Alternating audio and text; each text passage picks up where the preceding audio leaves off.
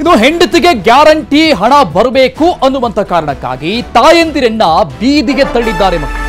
ನೋಡಿ, ಗೃಹಲಕ್ಷ್ಮಿ ಹಣಕ್ಕಾಗಿ ಹೆತ್ತ ತಾಯಂದಿರನ್ನೇ ಮಕ್ಕಳು ಬೀದಿಗೆ ತಳ್ಳಿದಂತಹ ಹೃದಯ ವಿದ್ರಾವಕ ಘಟನೆ. ಮಕ್ಕಳ ವಿರುದ್ಧ ಅಧಿಕಾರಿಗಳಿಗೆ ಈಗ ಆ ತಾಯಂದಿರು ದೂರು ಕೊಟ್ಟಿದ್ದಾರೆ. ಎಂಥ ಪರಿಸ್ಥಿತಿ!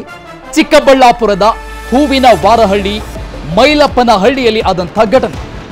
BPL ಕಾರ್ಡ್ನಿಂದ ಈ ತಾಯಂದಿರ ಹೆಸರನ್ನೇ ತೆಗೆಸಾಕಿದ್ದಾರೆ ಮಕ್ಕಳು.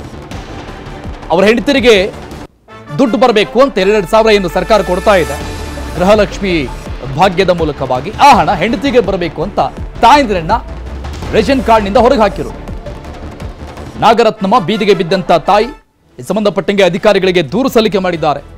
ನಮ್ಮ ತಾಯಿಗೆ ಹುಷಾರಿಲ್ಲ, ಸತ್ತೋಗ್ತಾಳೆ ಅಂತ ನೆಪವೊಡ್ಡಿದ್ದಾನೆ ಮಗ.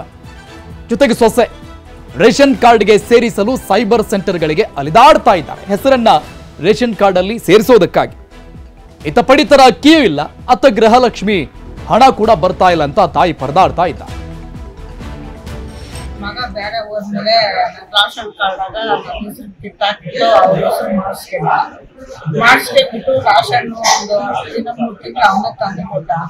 ಆಮೇಲೆ ಕಾರ್ಡ್ ತಂದ್ಬಿಟ್ಟು ಇನ್ನೊಬ್ಬ ಏನ್ ಹೇಳಿದ್ರು, ಏನೋ ಮೆಸಿನ್ ಹಾಕ್ಬಿಡ್ತಾವ ಕಾರ್ಡ್ ಬೇರೆ ಮಾಡಿಸ್ಕೊಂಡ್ಬಿಟ್ಟ.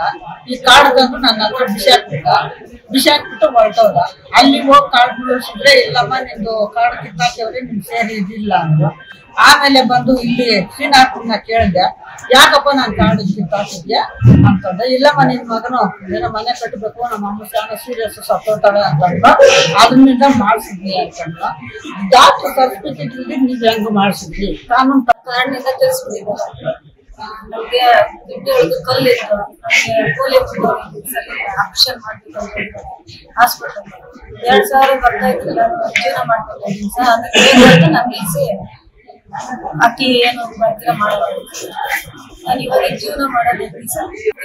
ಸರ್ ನನಗೆ ಯಾವಾಗ ಮಾಡ್ತಿದ್ದಾರೆ ಗೊತ್ತಿಲ್ಲ. ಈಗ ಕನ್ನಡಿಗರ ನೆಚ್ಚಿನ ನ್ಯೂಸ್ 18 ಕನ್ನಡ ಈಗ ವಾಟ್ಸ್ಆಪ್ನಲ್ಲೂ ಲಭ್ಯ.